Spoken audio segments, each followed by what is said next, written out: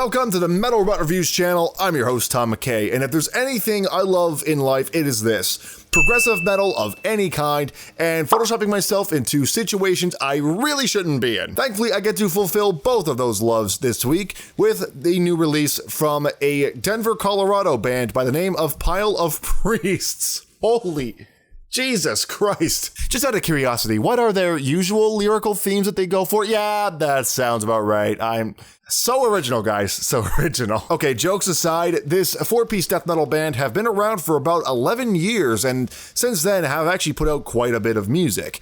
I actually decided to look back at their debut full-length album, Void to Enlightenment, for this review specifically, and I thought that was actually pretty good. It's definitely a solid melodic death metal piece that I think, if you had the chance, definitely check out. Despite whatever I might say in this review, I highly recommend checking out that album.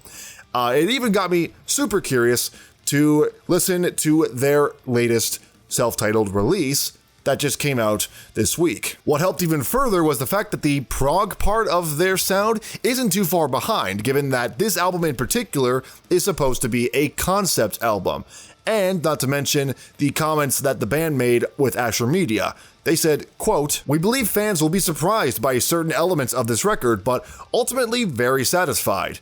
There is something for everyone in this one. Powerhouse vocals, sinister riffing, silky solos, harmonies to make your hair stand up, and some beautiful melodic passages." Oh, I am so intrigued by this tall order indeed. Please enlighten me on how this might go. Can Pile of Priests self-titled live up to this kind of upsell? Well, let's not waste much more time, and let's get straight into it. Is this Avenged Sevenfold? Is this Avenged Sevenfold? Honey, get the gun.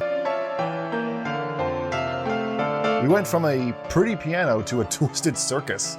What the fuck?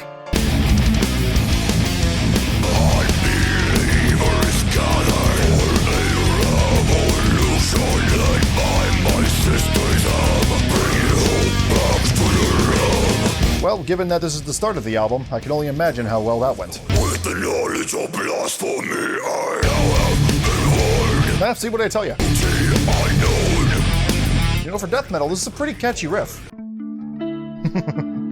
We went from straight death metal to I found my clean tone! Yay! And in the city square, strung her up at the stake. Okay, this king is a little batshit crazy. Assuming that this is around the same time as the Salem witch trials, burning at the stake is a little overkill. She tried to conjure a revolution, not do math in public. Just chill the fuck out. I'm gonna get so much shit for that joke, I just know it. But I don't care. And condemned to death all those loyal to her. And thus begins the quest of our broken hero. How very anime of you.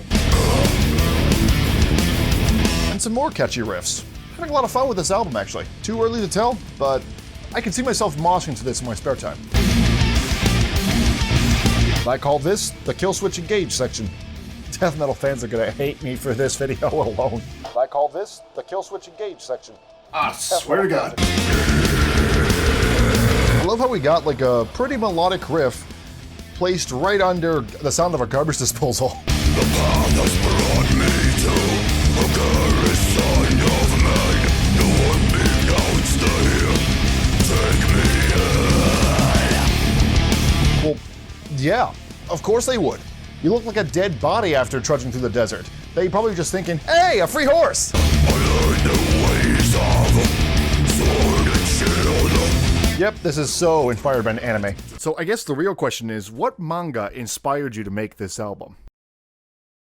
Huh? Then one night they spoke of her. A powerful demigod with angelic valor. What? Ooh, that's nice. Running king to near her seductive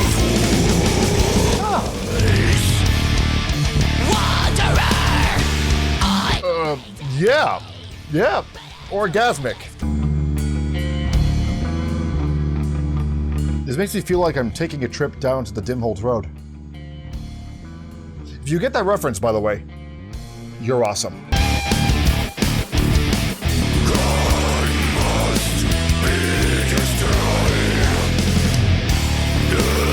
little on the nose there, don't you think? I mean, you could be a little more creative with it, at least. Yeah, this is very metalcore, actually. Oh, I swear this boy's about to get... Okay, shut the fuck up, all right? Death metal bands are allowed to incorporate other styles into their music. There is nothing wrong with that, and there is nothing wrong with me pointing that out either. Grow the fuck up. Cut the elitist bullshit out. It's 2020. The 80s and 90s are behind us. Simply put, death metal bands are allowed to do other things. Just don't know what you're talking about. Oh, for fuck's sake. Ooh, that transition was actually very nice indeed. Oh shit, who is this? I didn't know there was gonna be clean vocals in this track. Or this album even.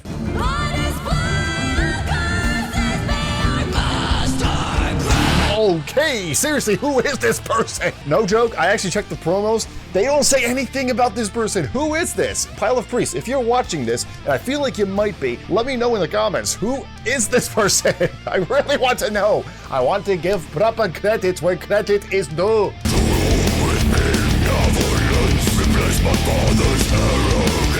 Plot twist, the story begins again, but this time, our main character is the batshit crazy king. What a great story. Fun for the whole family. Oh wait, all the family's dead. Shit. You know, in terms of how videos could possibly end on this channel, that one is probably the dumbest. Overall, Pile of Priests really surprised me with this one. First off, let's talk quickly about the story. I mean, it's not a very unique story by any means. You can find many different iterations of a mad king and a vengeful son in many different tales across Shakespeare, folk tales, and anime. But I think what made this story work so well for the music was the fact that it was allowed to go into some of the more gory details that a lot of folk tales would not go into. Aspects like your sister burning alive, you wouldn't find that in a lot of Shakespeare and a lot of those folk tales. You would very much find it in something related to more of the death metal realm. Not to mention, it complemented the music very well. It was very fast-paced and aggressive in terms of the riffage and the drums. I was actually very impressed with how well each progression really took its time throughout each aspect of the story. Granted, the lyrics didn't really do that a lot of the time. Sometimes it kind of stuck in one single location in terms of the lyrics for must-fill time, but aside from that, the music itself really kind of helped move things along while the lyrics didn't really do a lot. As long as the music was there, we were still going perfectly fine. Some of the less death metal aspects that were thrown in there as well were actually a very nice addition to the story. Some of the piano work in the intro track and even the guest vocals from Person Who Needs Credit added to the dynamics of the story and the overall flow of the album. They were very much great additions that I'm glad that Pile of Priests really brought on. With that in mind, yeah, I really dug this album. And if you're looking for a good fix of melodic death metal, or any kind of story-driven metal of any kind, Pile of Priests, they got you covered here. 13.5 out of 15, because I don't know how the album art really relates to the story it involves, but oh, that's cool nonetheless. So that was Pile of Priests self-titled. What did you think of the album? Did you love it? Did you hate it? Let me know in the comments down below or in the YouTube card right above me. If you like this video, then make sure you hit the like button. If you're new here, hit the subscribe button and ring that fucking bell for more reviews to come out on this channel. With that said, I'm Tom McKay. Thank you so much for watching, and I'll see you in the mosh pit next time. Have a good night.